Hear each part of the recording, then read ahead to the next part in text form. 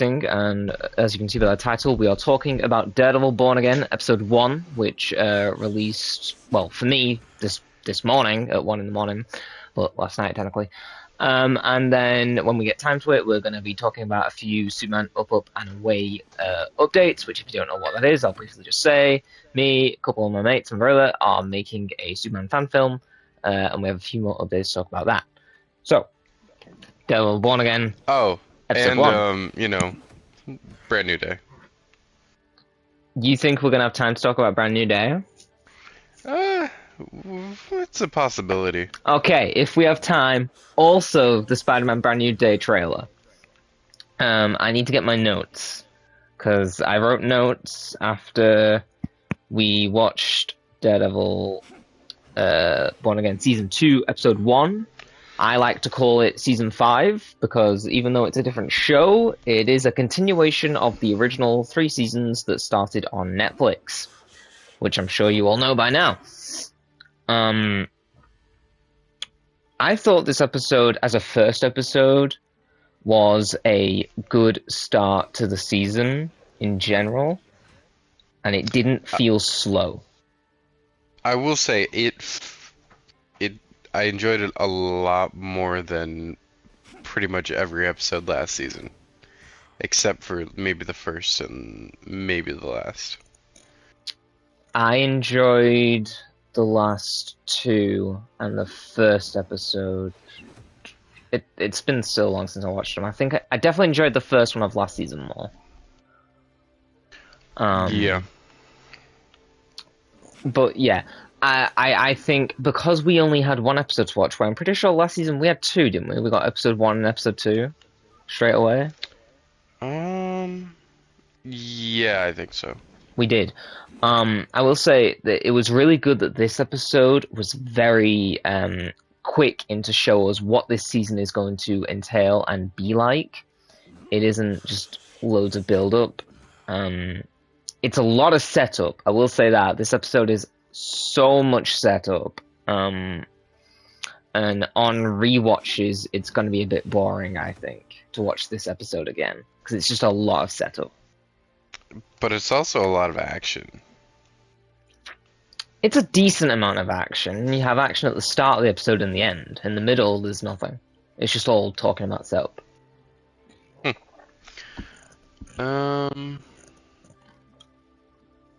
Matt's new suit does look baller, though. This is true. We do jump right into the black suit. We do. We don't even see him change his red suit. He's just already in the black suit. And will we even see that happen? Because I think so. I mean, Charlie Cox was talking about earning it, and it's like, well, if you just have it, did you really earn it? Well, no, he's talking about him earning it, not the character earning it. Oh, that makes so much more sense. Yeah, Charlie Cox is talking about, like, him as an actor earning the double Ds, because, yeah. My first note says fights like season 2, and what I mean by that, which I told Al yesterday, but I'm just for the podcast's sake. What I mean by that is in each season of the original Netflix show, Matt fights differently.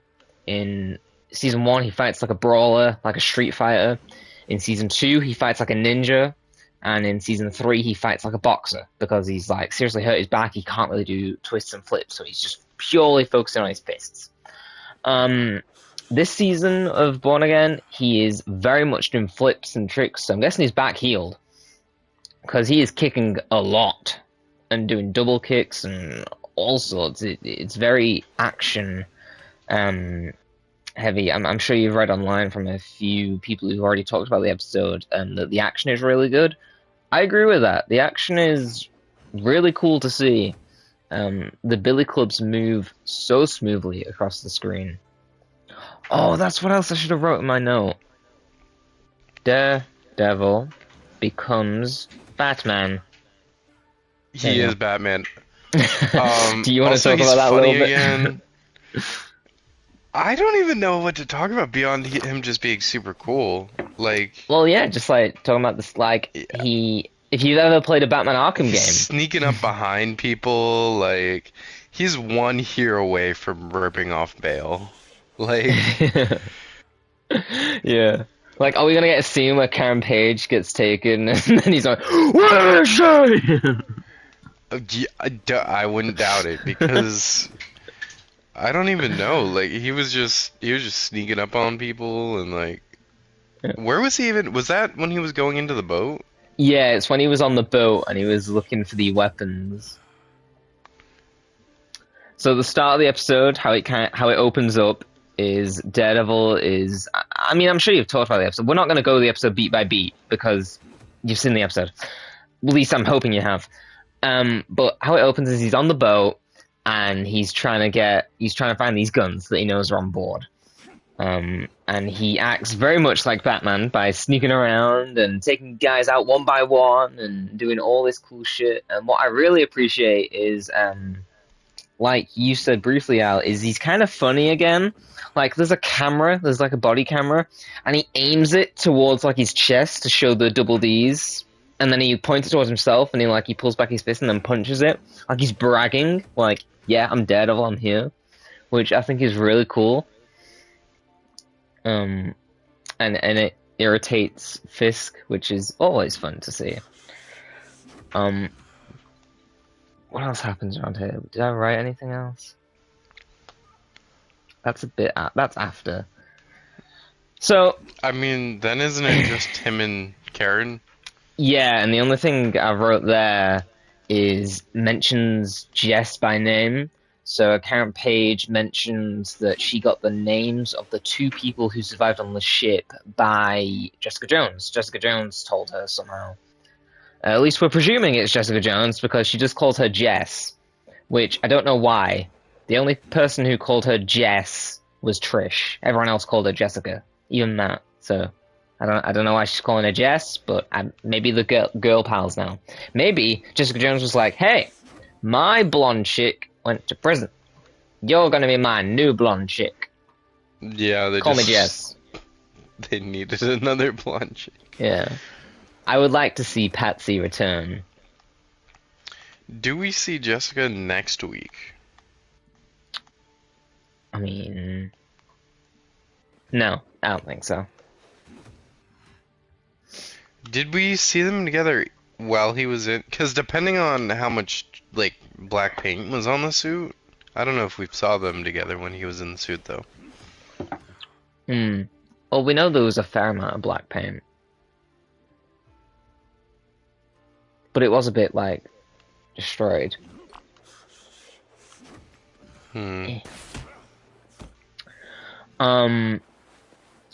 So, yeah, mentions just by name. Another thing that I did write later on, but we can talk about it now because it gets established now, is Matt and Karen are back to being a thing. Which, I don't know how people are going to feel about it. I didn't know how I would feel about it until I saw it. I like it, and it makes sense to me because they've both always kind of liked each other. There's always been something since season 1 of Netflix, and then season 2, of course, they tried it, but then that wonderful Lady Elektra got involved, and Matt got distracted. And then, of course, during Defenders, she was in mourning for Elektra, and then she came back, and then she died again. And then season 3, he was just focused on the mission. Yeah. And then, of course, in Born Again Season 1, it was hinted that he liked her. They had a bit of back and forth, and Matt was even jealous when, like, Karen's heart rate went a bit when she saw Frank. And they had a little bit of banter there. Do you think this season will be as good without the power of Frank Castle and John Berthnall's performance? Because a lot of praise from last season, if you think about it, went to John Berthnall. Overall, I think it'll be better, but I don't know if it'll beat that stuff. I was going to say, will we get scenes that hit hard as the scene between Matt meeting with Frank in the bunker? I would doubt it. Honestly. I also doubt it. I don't think, because wasn't that also wrote by John Berthnall? I could be wrong there, but it's likely. I don't know. He writes a lot of the best stuff. He does. I'm pretty sure he did that. Don't quote me. I'm not 100% sure, but I think that he did that. And I think that scene went hard. So unneeded Foggy flashback. It happens this early on. Okay. Or later. See, I should have wrote my notes in order. Anyway, I talked about an unneeded Foggy flashback. So during some point in the episode, Karen does meet up with BB Urich. Of course, she was the young girl in the first season. Not White Tiger's daughter. She was the different one who did the BB reports. She was friends with the idiot that works for Fisk, the one that I can't stand his character. I don't find him endearing or likable. I think she's alright, BB.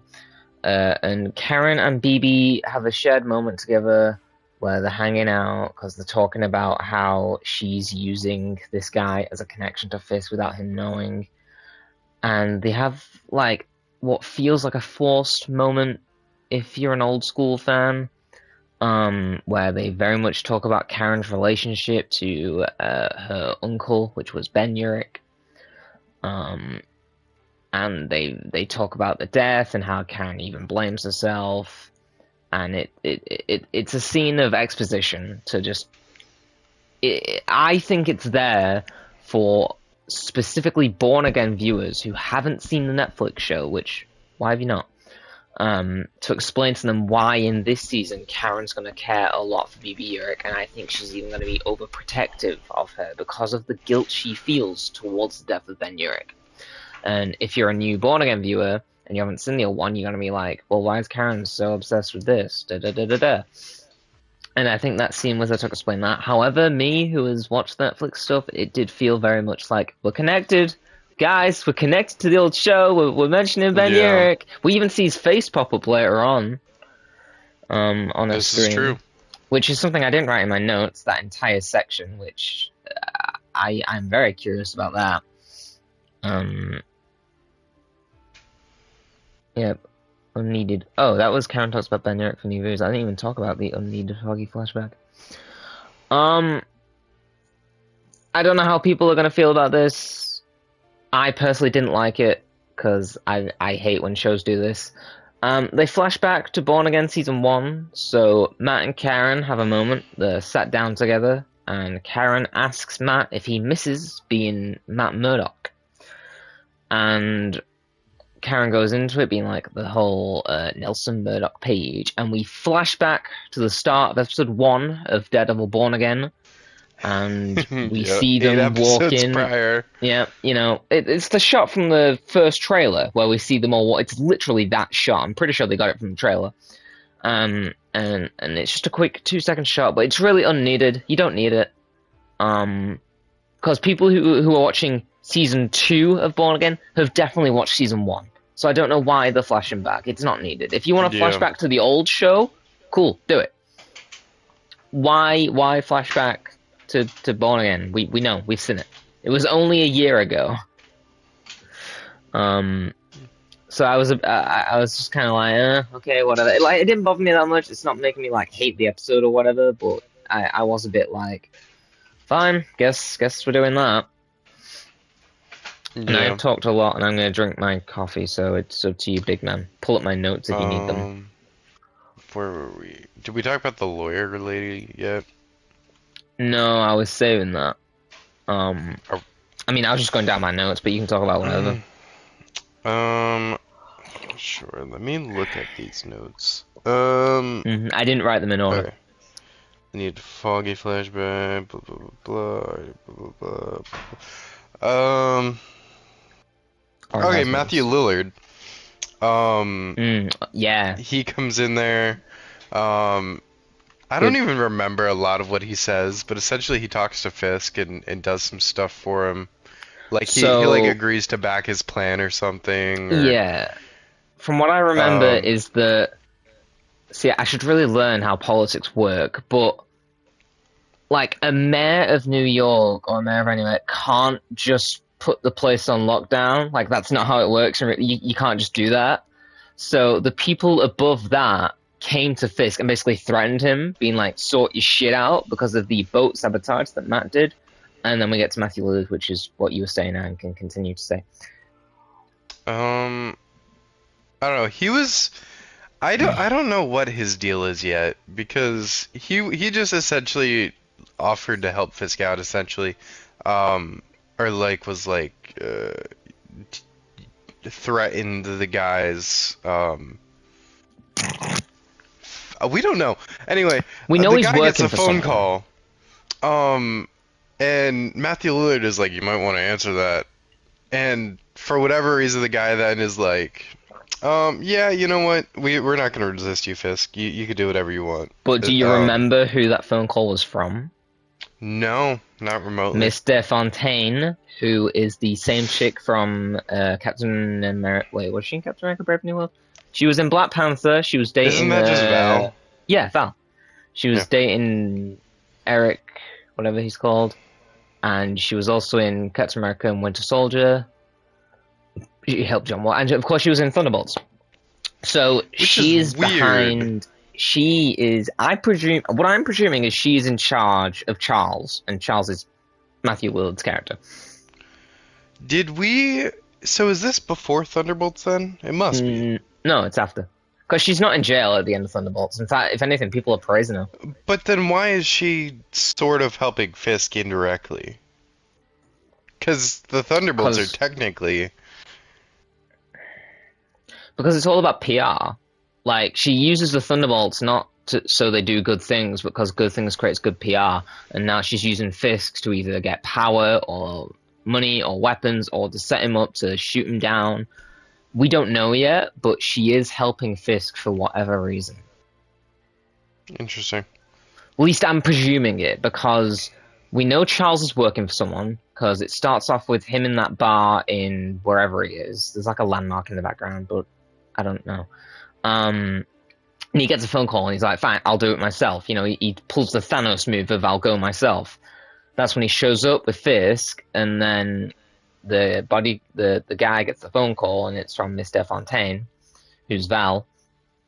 So me putting them pieces together, I presume Matthew Lillard's character, Charles, is working for Val. That's what I got from that. It's possible. Other than that, he could be the guy who was dressing up like Fisk. Yeah, that was a thing that I didn't write in my notes that I wish I did. And that's where Ben Urich's photo shows up that I mentioned earlier. There's like a scene of yeah, if you've seen the trailer, you know it. Someone's in a Fisk mask. And when I was listening to the voice, to me, it sounded like Matthew Lillard. I could be wrong, but it did sound like Matthew Lillard.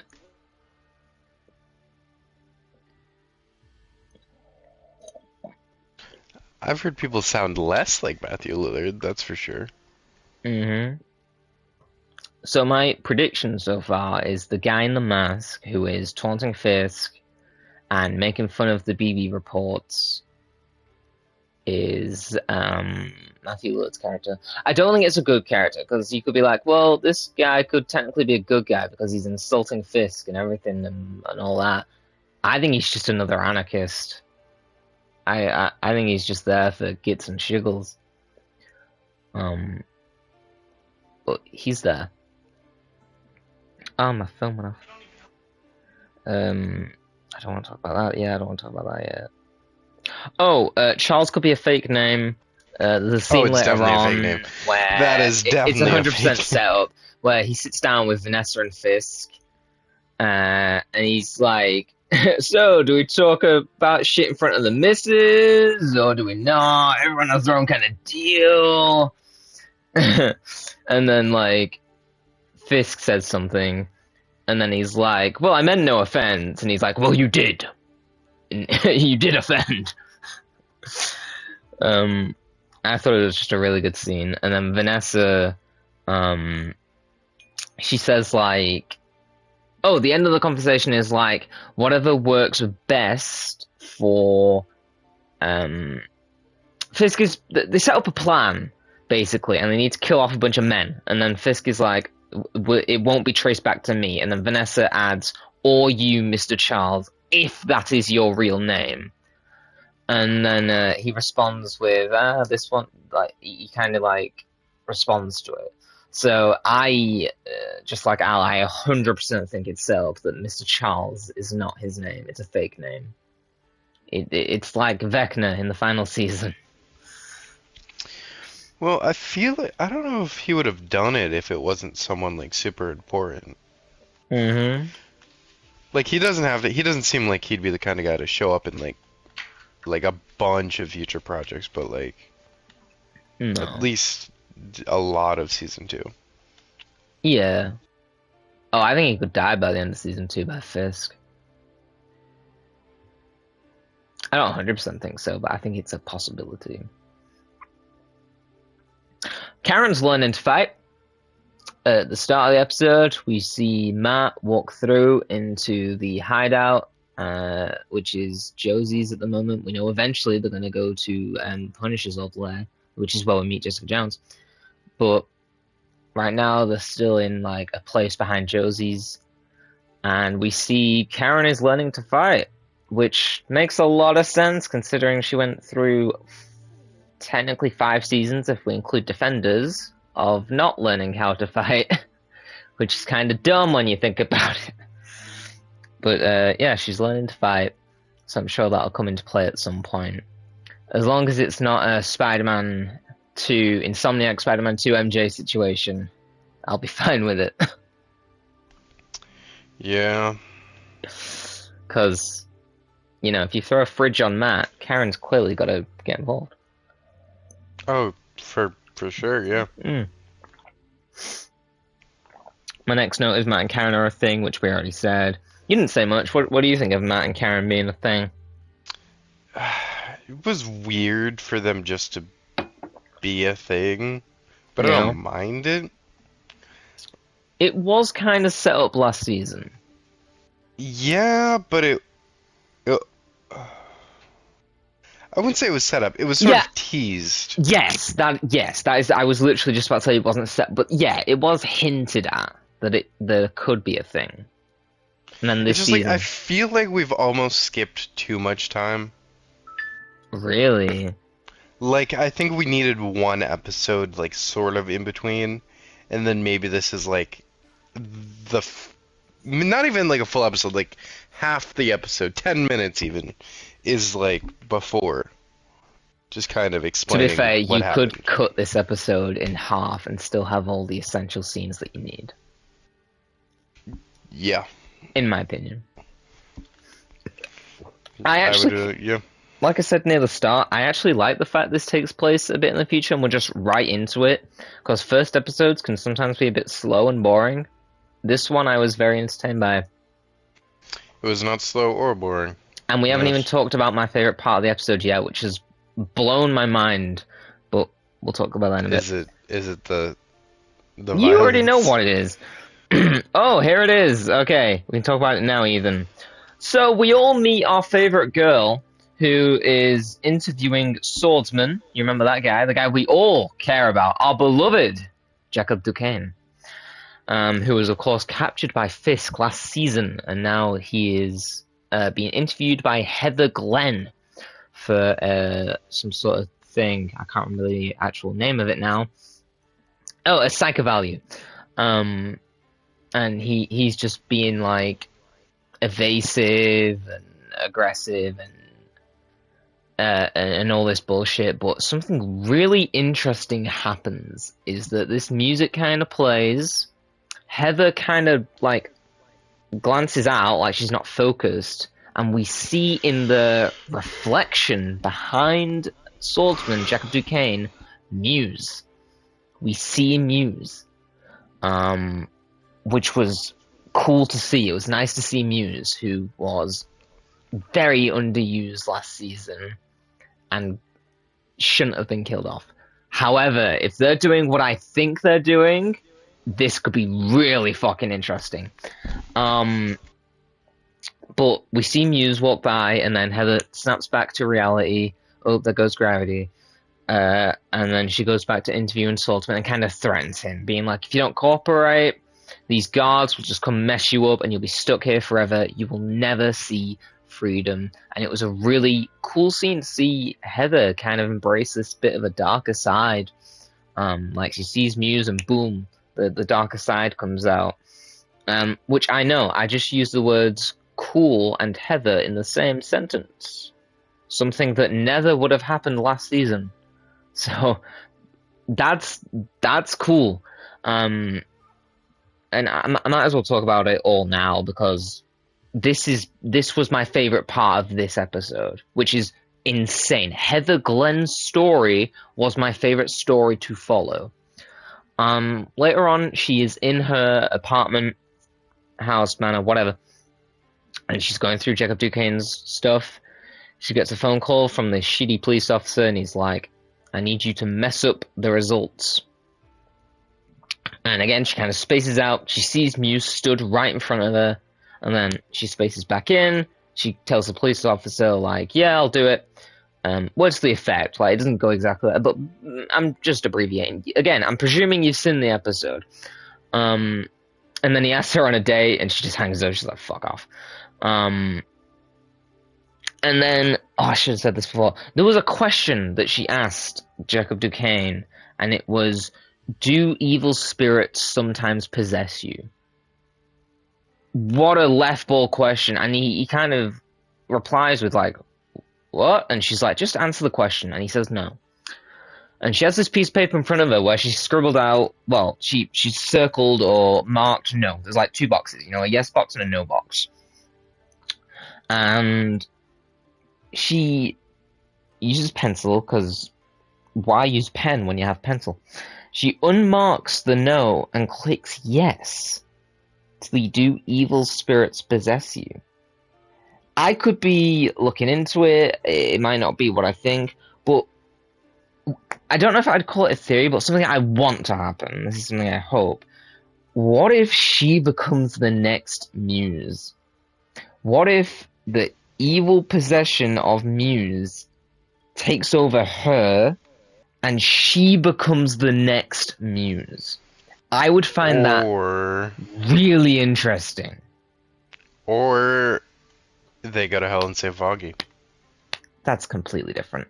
So, also, the reason I think that'd be interesting is if you've watched Halloween Ends, which is a really shitty movie, they set up Corey, who's this random guy, and something that people thought would happen in the movie is that there's like a scene where Michael Myers, the main killer, he holds up Corey, and we thought he was going to transfer, like, Michael was going to transfer his spirit to Corey's younger body so he could continue being that. And that's kind of what made me think of, like, what if in Daredevil Born Again, what if when Muse died, because Heather killed him, she was the one who she shot him. What if, either by magical properties of being like, he literally possesses her, or just her own psyche messing with her because she killed him and he nearly killed her, and it's just messing with her mentally, and it's not magical, it's just, she's just breaking down. Either way, either magically or insanity, she becomes the next Muse. That would be really cool, because also on her wall, she has like some pictures and stuff, like, how Muse does artwork. And I would love it. I would seriously love it if that is where they're going with Heather Glenn's character, is she just snaps mentally. And like I said, it was the most interesting parts of the episode to me, and I have talked a lot. Let's see here. Oh, also she does straight up just see him in her apartment randomly. I said that. Fisk got mad dripio. He does. Near the start of the episode. To just abbreviate Classic. on that. Full white coat. Yeah. When the ship gets taken down, the next scene we see is like Fisk looking at it, and he's in a long white coat, which he looks really cool in. It's like a really cool long white coat that I don't think we've seen before, because he's had white coats before, but not like a long white coat. Woman gets punched in face. I found it funny. again, you're not very good at elaborating. So I'm gonna lose don't my know voice how by to the end of elaborate this. on that. I don't even remember in what context it happened in. See, I do. So, like I said, you've seen the episode. Two people escape the ship that they sunk, and they need a place to hide. And there's this restaurant, and there's this woman in charge, and she's known for smuggling people out of New York. So I was just about to say the BSAA. That's a different thing. The I don't even know what they're called, but the task force that Fisk has, the anti-vigilante one, um, a AVTF. AVTF, they break in and they're like, "Where's the dude?" And she's like, "Me no speak English," and the guy, is he called Powell? I think he's called Powell, and the guy's like, "Don't give me that shit," and then she calls him like a fascist in like another language, and he just straight up punches her in the face. He's just sick of her shit. Well, now they've said that it's supposed to be like ice, so So I mean, yeah, he enjoys his job a little bit too much, pal, this season. it really does. Who is he torturing? He was torturing the second guy that escaped. So the first guy that escaped, no, he was torturing the first guy that we find that escaped. So he was there at the restaurant, and then Powell catches him in the alley and beats him. And then in a later scene, we see him tied to a chair, and Powell is just beating him, just wailing on him. Huh. Yeah, and then the second guy at the end of the episode, we see that was the cliffhanger. Which, what a boring cliffhanger! But he shows up at this woman's restaurant in the back alley, and he's like, "I've heard you get people out of New York. Help me." Saltzman is here, yeah. Idiot from Born Again Season 1 is here. As you can tell, I really don't like that guy, whose name I can't remember. But, he's Fisk's, he's deputy mayor. He's the idiot that looks up to Fisk. He's in this season. He's in, like, 2 scenes with BB. He's, like, having a party at his house. Could give less of a Was fuck it his about him. party or were they both there? It was his party. He invited her. Why does he know enough people? I do not like his character, because why does he know enough people to have a full party? You don't need to know people to have a party. Most people don't. They just invite randoms. Well, No, he's I know, rich. but And he's he deputy seemed to mayor. be like talking to people. Well, yeah, 'cause you can talk to anyone. Just be like, "Sup, I'm deputy mayor, guess. throwing a party." Huh.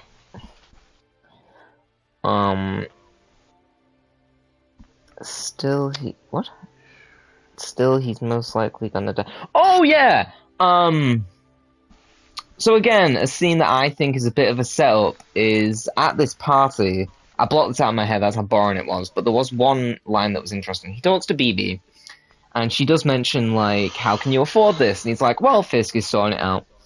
And she's like, "You've really got to be careful about all this, because if this thing blows over on Fisk, it won't blow over on Fisk, it'll go to you."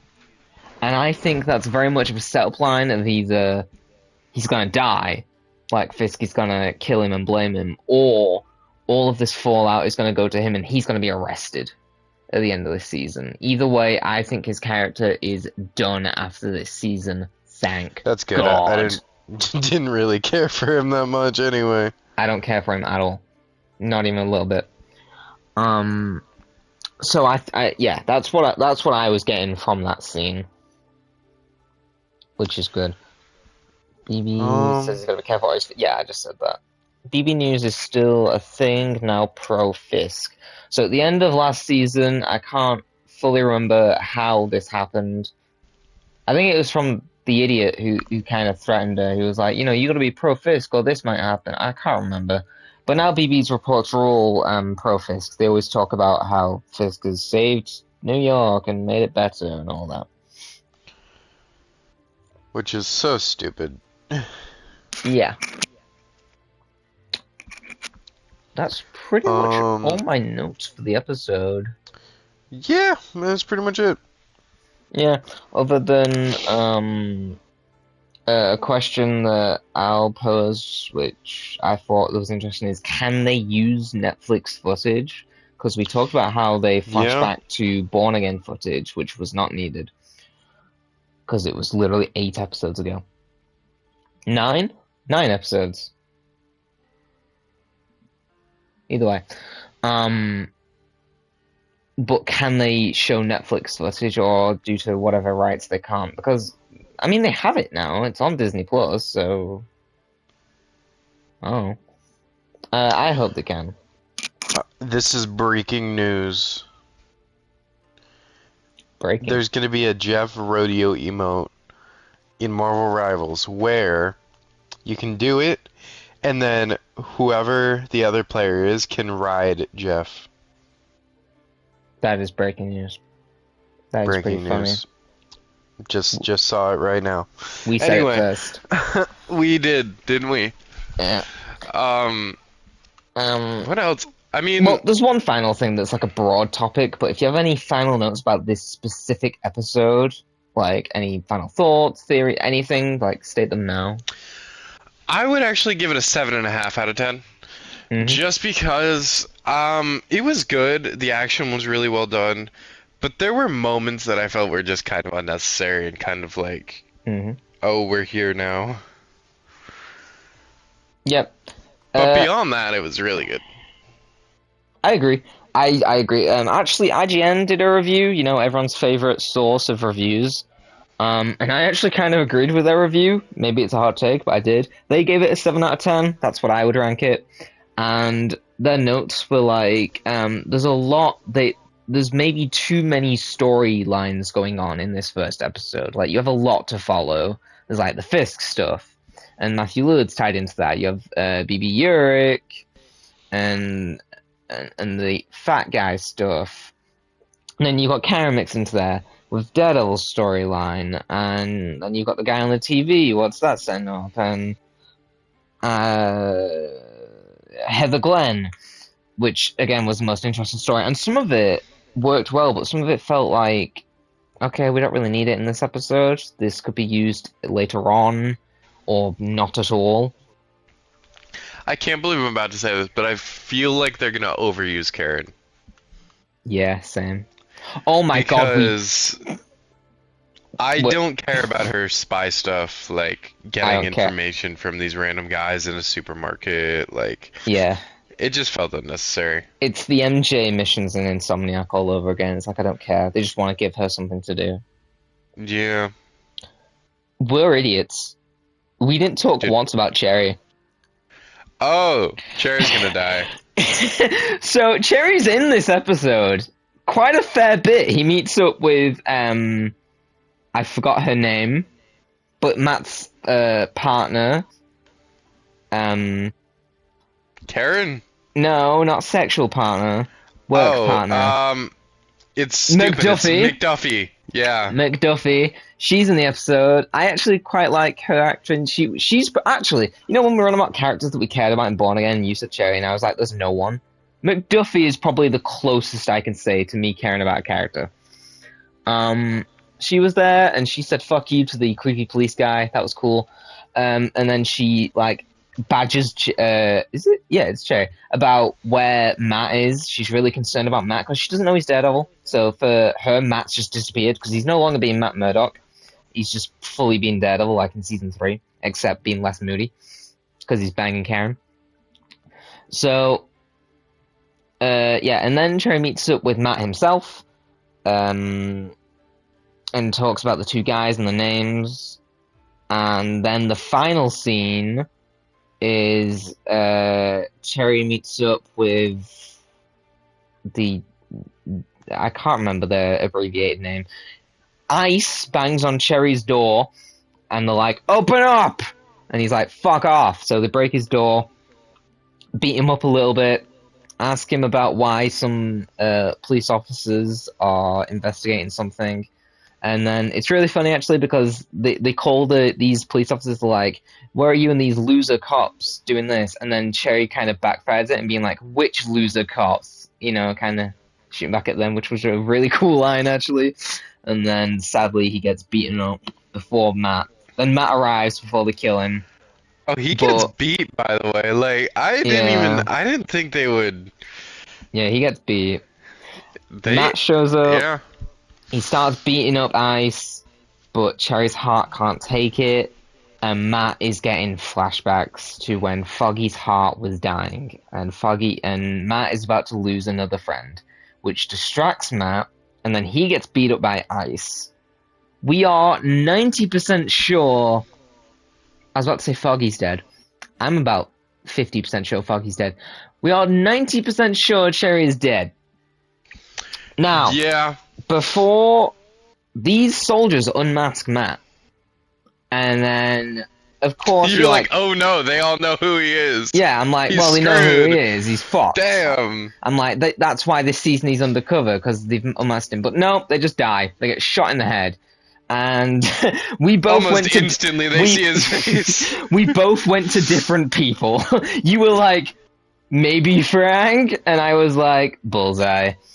And it was Bullseye. And I was giggling before because okay, so he shoots them all in the head with the sniper, and then he throws in this knife, which hits no one. It just hits the floor. On the knife, there's writing. How's Daredevil gonna read it?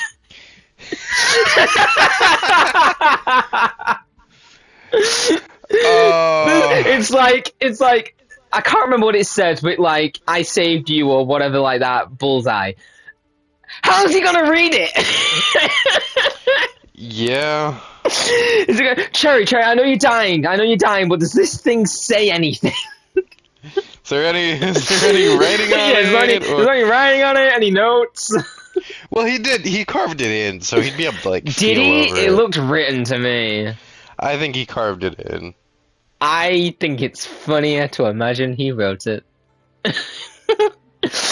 And also, it was facing away from him anyway, so... Yeah, it was! It was facing towards the camera instead of Matt. So Matt is in, like, is it the foreground? Is that it? And then, like, the front, we have, like, the knife or whatever it is with the writing. And Matt's just beaten up.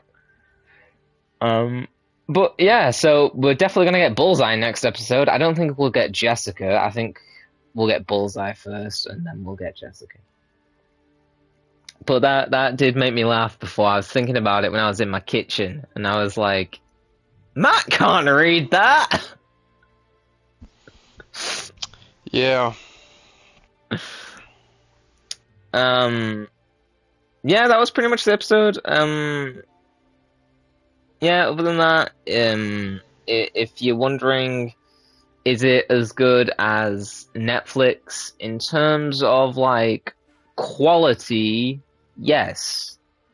In terms of how it's styled, it's not the Netflix style still, if that's what you're wanting. Like, you can tell they're different shows. And we're never gonna get the Netflix kind of style back. Which in some ways does kind of suck, but in other ways, this show is better in some aspects. Like how they play with the camera. Yeah, the aspect ratio changes, the audio. The audio, which is really cool. I love when they do that in this show. So I think it's good. And I would give this a 7. It's not as good as Heaven's Half Hour, which is the first episode of Born Again Season 1. I don't think it's as good as that episode. I don't think the fights are anywhere near as good as Matt versus Bullseye. That's still the best fight in the Born Again saga, I think, so far. That might be one of my favorite fights overall, even. Yeah. Including the Netflix stuff. Agreed. Is it better than the Netflix? I'm trying to think of all the Netflix fights, because there's some good fights, but that might be better than them. Just in terms of, like, I don't know. You're in there with the camera and Yeah, the like I lights don't know. flash, and then how the camera moves along the stairs, like there's an actual cameraman like filming this, and he like, oh yeah, that might be the best fight. And then I they don't know. get like It's definitely up there. tired, they Yeah. get like progressively tired. So good. Yeah. Damn, that's a good fight. But yeah, that's our thoughts on Daredevil Born Again. Yep. Yeah, we've stated all that. So we also do we talk about the Superman updates, or do we keep it with Marvel and go to Spider-Man? I think we can throw some Superman updates in real quick. There's Yeah, not it a won't take whole lot long. we can reveal right now. Yeah, yeah, because I don't know if I've actually told you this, but I don't want everything revealed. You know, Yeah. Yeah, that makes storyline. sense. Yeah. But what I can say is, costume wise, and not just for the main characters, but some others, we are progressing. Stuff has been ordered. Stuff is being made. Script is done, which I think I've said that before, but I'll just say it here now, just as a full update. The script is done. We have our locations. That's really interesting. And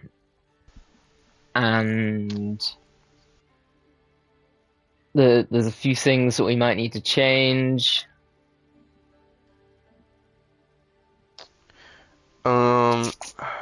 What can we even? I felt like there was more to say, but now I'm forgetting. Oh, I know.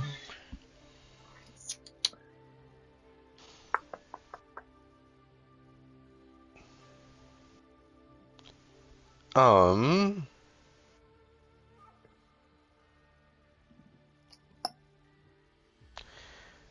It's still a work in progress. We haven't just forgotten about it, is the point. this is true. It's still being worked on. Our Superman is very adamant about the film. Uh-huh. Um, And our Lois. and our Lois. However, Uh, I do badger them, and I'm only gonna. We will work on it a lot, but some of our actors have had stuff in their lives happen that has made us have to pause, and it's not their fault. They just needed to take a break, which I fully understood. However, fingers crossed, we seem to be okay at the moment, and we are back to progressing it and working on it. It's funny, this does tie into Born Again. My inspirations, which I have talked about before, is of course Nicholas Hoult Lex Luthor from the Superman 2025 movie, and Kingpin, specifically from Daredevil Born Again Season 1. They are my yeah. two inspirations that I am bringing to my role of Lex Luthor, and how he is going to be portrayed. I have hair at the moment, so if you follow me and see that I have hair, don't worry. I'm not going to be wearing a bald wig. I will be shaving my head again when we film it, because bald wigs suck. Just look at Kratos in the new God of War series Oh pose. God. I won't be doing that. Screw that. I'm just gonna shave this baby off. Yeah. I think that's pretty much all I can sadly talk about Superman Up and the Way now. I know there isn't a lot. Like I said, we've had to delay some things. But once we start doing more stuff, like filming and stuff, we're going to show some updates, maybe some behind the scenes stuff. Again, we want some of it to be a surprise for when you watch it. So there are other updates that I could technically talk about, but I don't want to. So we are still working on it. We are all still very excited about it. And we hope you will enjoy it when you see it, because we're putting a lot of effort into it. for my little like skits that I do on TikTok and stuff, you know, they take like 20 seconds. I don't put effort into those, but for this, we are doing stuff. We're getting a green screen. We're buying one. Because it's kind of important for a Superman movie. Yeah. Yeah. Yeah. Oh, I don't know if we've actually said this publicly, but we will. Because this doesn't need to be a secret. There will technically, well, not technically, there will be. There's going to be two versions. So, my brother Tom, he's going to have one that he will be editing, doing the music for, and that'll be on his channel, TomTube, I think. That's what his channel. Oh, it's just called Tom. I can't remember. But that'll be where his version will be, and then our version will be edited by Al, because Al knows this shit. I wonder which version we're gonna like better. And how we plan on doing that is it's not going to be different footage per se, unless we're filming at the time. We're going to upload it to like a Google Doc we'll share. And then if Al tells me that he wants a different angle, because he has something in mind, then we'll do that. Most likely it won't be. Most likely it'll just be different like edits done. That is what I'm imagining for the most part. Also, I know what I'm doing, so I'm gonna like color grade the film also.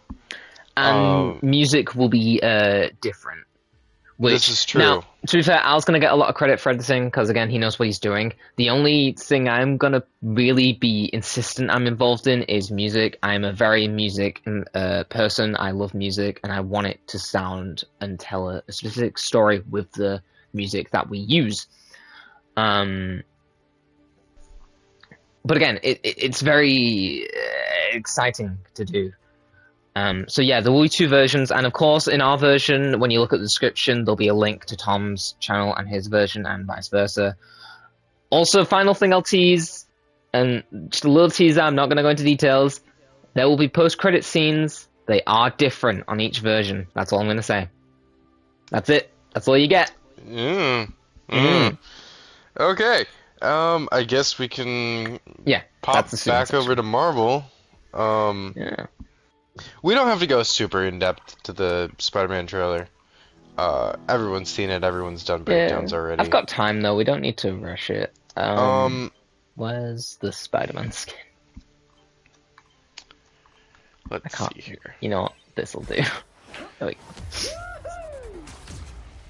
So, the Spider-Man trailer came out. How long ago did it come out? Has it been days? I think it was weeks? like maybe last week. I think last Tuesday, maybe. Yeah, it was something like that. And of course, it has blown up the internet. Everyone and their grandma have seen it. And my thought. Not to mention, like, it's been shown on TV, not including, like, whatever. So yeah, everyone's seen it. It's the most viewed trailer of all time, apparently. So I don't know about that. I know it was the most viewed trailer in 4 days. I've heard of all time now. It could be. I don't know. Yeah, I don't know either. But I've heard that. I will say, I don't really have any hot takes when it comes to this trailer, other than I'm pretty much 90% sure Sadie Sink is Jean Grey, so if you consider that a hot take, that's pretty much my only hot take, is I'm like 90% sure it's Jean Grey. I think... Oh, I hope Peter and MJ don't get together in this movie. For a couple of reasons. Story-wise, I think it'll be more interesting if he gets with someone else for a bit. And two, again, a hot take, I do not care for Zendaya at all. Well, not even a little bit. If they get... Do we think we'd see Tom Spider-Man with anyone else, though? I don't really see him with a Black Cat or a Gwen Stacy. I could see him with a Gwen Stacy. I don't see him with a Black Cat. Clearly, we can't do Liz because Um, I definitely could see him with like a spectacular Spider-Man version of Gwen Stacy, like that type could be with yeah, Tom.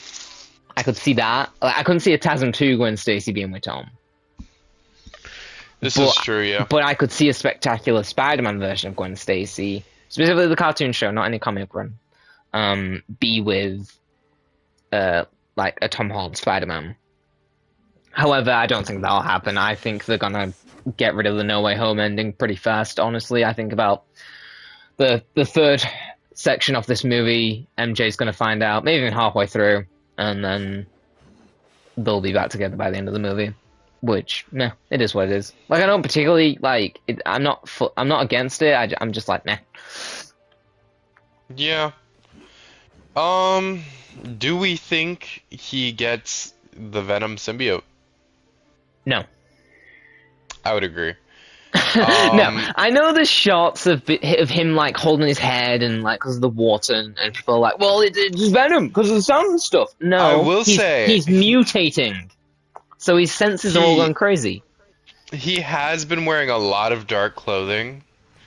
Um, I still don't think he's gonna get it though. No, I don't know. Now, I do we think think Venom's we see gone. Man Spider? Yes, The thing is, if they were doing Venom, they wouldn't have retconned like the Venom stuff being left in the bar. they didn't In retcon it. It's still there. No, they got it in Venom 3, I thought. No, they didn't. They never Oh, went back. interesting. They never went there. Oh, weird. Okay, Yeah. well, You're thinking of they show it. They show the MCU Earth, like they show it, but the Venom symbiote's still there. huh, So yeah, weird. it's just hanging out in that is it Morocco? I think. Something like that. Yeah, it's just there. Maybe it's on that bartender guy. Maybe he's Venom. Venom. Nope, I figured it out. This is my theory. The reason we didn't see Matt get the black suit is that it's Venom. Yeah. That's it. I figured it out. I'm a genius. And what? Each time he gets shot, part of it's just blown off. Yeah, it's just because it was only a little bit of Venom left behind. Like that's stretching across the entire suit. Yeah. I'm a genius. I figured it out. Wait, does that mean like he's like double sensitive to sound now? Anyway, whatever. Yeah, trailer showed that. I think Sadie Sink is Jean Grey. I think the Punisher Spider-Man banter is awesome. I love it. I love that they know each other. I don't need them to like establish it or do a flashback or talk about how they know each other. It's New York. Superheroes know each other. Like, I think that's just really cool. Does Spider-Man show up in either Born Again Season 2 at the very end or the Punisher special? Punisher special, no. Born Again Season 2, I think he will get referenced again, or it will be like an X-Men 97 situation where we see like his hand thwip. Like maybe we see like a stunt double land, or like a Shazam Henry Cavill Superman situation. Well, the thing is, it's really easy to have someone else be in the Spider-Man suit. Yeah, the thing is though, is Sony will Sony allow it? I don't know. I think maybe because Marvel allowed them Punisher in their movie. Maybe, but the deal is that they do the crossover movies, and then Marvel gets to have a Marvel character in their movie, like Iron Man in the first one, and whoever was in the second one, Nick Fury, and then the third one, Doctor Strange,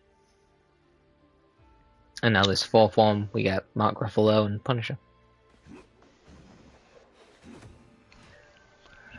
And to answer your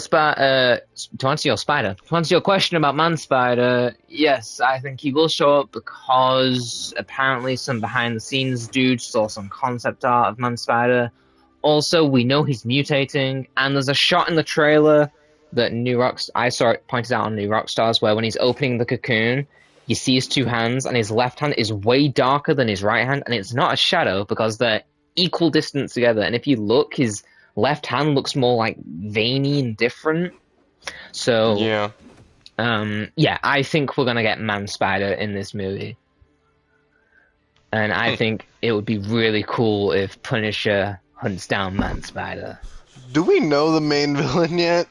Beyond the Hand? Which we We don't don't even know know if how they're the main. Yeah. Yeah, we know Tombstone's in the movie. We hear his voice in the trailer, but he doesn't show up. So it could be Tombstone, who is a really cool villain. I think he is criminally underrated. Also not done on live action. Also not in live action. I think he could be interesting. We also have Scorpion. We have the There was Hand. also The Hand there is was all really sorts of rumors throwing me about off. Mr. Negative. Yeah, he's not in it. I wouldn't assume so. That was early rumors. Like, I don't see him being in it. How does that work? I say that, but if you look at this movie, how does the Hand work? The rest of this movie really, like, it makes sense, and then the Hand are just there. I'm like, why is the Hand there? Does Daredevil Yeah. show up in Spider-Man Brand New Day? Also, they look a little bit different. Well, they look like Nobu from season 2.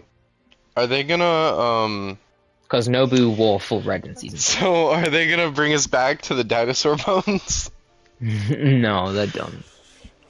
For me, it is believable the Hand are back, because some people might be like, well, all the Hand leaders are dead, and the End of Defenders, didn't they defeat all the Hand? No, they just defeated all the leaders. That the Hand were worldwide. In Iron Fist and a little bit in Daredevil, they would talk about how the Hand, like, spread out. So it makes sense that there's, like, the Hand. Yeah. We just don't know who's leading them now. I like to think it's Elektra, and that's why they all wear red. I would assume it would be like... Also, Elektra led them in the comics. And then Matt and Elektra led them in the comics as a pairing. I don't know if this means anything, but Alot Young has been talking a lot more about Elektra than previously. Yes, Mr. Robot, she has. On her Instagram, Alot Young has been mentioning Elektra a lot. Also, on some of the Daredevil, she's like leaving hearts and like commenting heart. She has. We apologize for our technical issues. My friend has shitty Wi-Fi. Yeah, normally it is a good sign when an actor or actress tends to associate with a fandom again. Like Al said, you know, leaving hearts on messages and talking more about the character. It does definitely hint that she is coming back. People want her back for sure. There's been a lot of talk of wanting Alot Young back as Elektra. Which, yeah, I personally hope so. Oh shit! Oh, there we go. I didn't realize the 4th episode of Invincible had came out. Oh, cool. I can watch that. Do we talk about that? I mean, not really. No, There's I not think a whole lot to talk about. Our next, I don't know. One of our podcasts should be about maybe Resident Evil 9 and Invincible. Yeah, next one probably. Yeah, well, yeah, because it depends when we do it. Because, like, are we doing it after Daredevil again? Or, like... Yeah, that's true. Or, even if we do it after Daredevil, do we just not talk about Daredevil, write down notes, and then the week after, we just talk about 2 Daredevil episodes? Yeah. And then for Invincible, we could do the same. Yeah, that could work. Alright, cool. Well, that was pretty much all our thoughts. Mostly on Daredevil, because that was the newest. We spoke briefly about the Superman fan film updates, and we mentioned our thoughts on the Spider-Man trailer, which, yeah, we didn't have a lot to say, but that's because everything's pretty much already been said.